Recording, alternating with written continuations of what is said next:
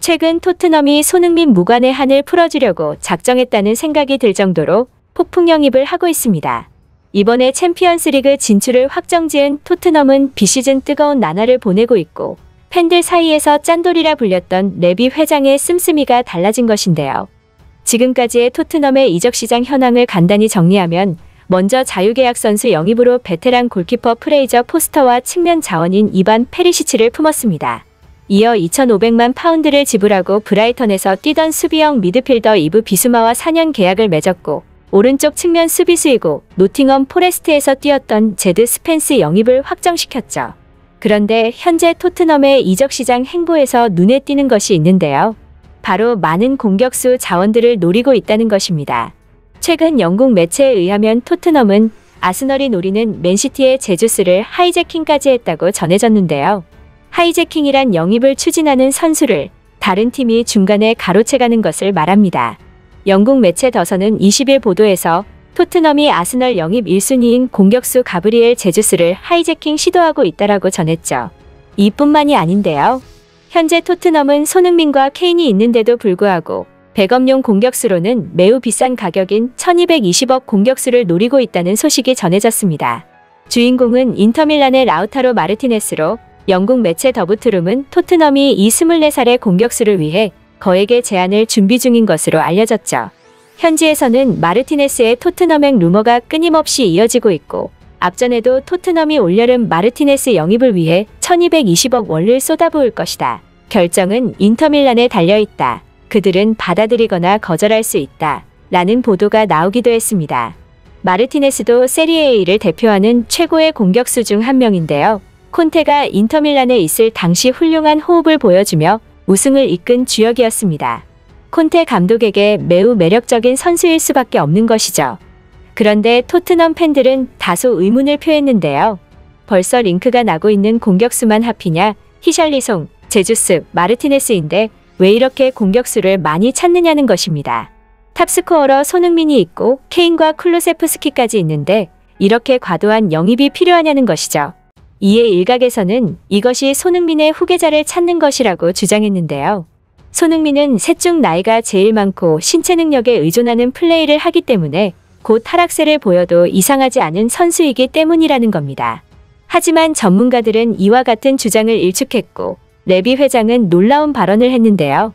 이미 국내뿐만 아니라 수많은 해외 축구 전문가들도 손흥민이 클래스를 유지하면서 오래 뛸 것이라고 입을 모아 말하고 있습니다.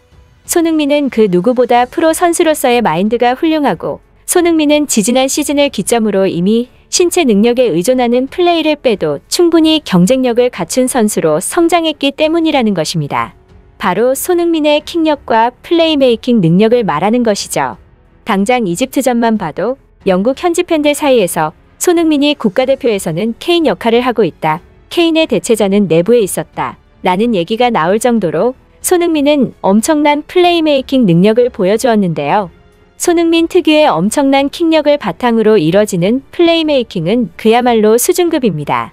콘테가 토트넘 부임 초기 때 손흥민에게 플레이메이킹 능력을 맡겼고 당시 손흥민은 플레이메이킹 능력마저 발전시켜서 진짜 완성형 선수가 되는 것이 아니냐는 얘기가 나왔었는데 기어이 손흥민은 풀매까지 잘하는 만능 선수로 발전했죠. 매 시즌 발전하는 손흥민은 정말 한계가 없는 선수인 것입니다. 토트넘의 레비 회장이 손흥민을 대하는 태도만 보더라도 손흥민이 토트넘에서 얼마나 중요한 존재인지 알 수 있는데요. 손흥민은 레비가 영입하기 위해 직접 비행기를 타고 구단까지 찾아간 유일한 선수였습니다. 레비 회장은 과거 손흥민이 레버쿠젠에서 뛰고 있을 당시 영입하기 위해 상당히 적극적이고 공격적인 전략으로 큰 역할을 했죠. 특히 레비는 대화를 나눌 수 있는 허가를 받을 때까지 오랜 시간을 기다린 데다 만남 후에도 합의가 구체화될 때까지 떠나지 않고 버티며 설득했습니다. 결국 레비의 노력이 빛을 발하며 토트넘은 2015년 여름 2200만 파운드를 지불하고 손흥민을 품을 수 있었죠.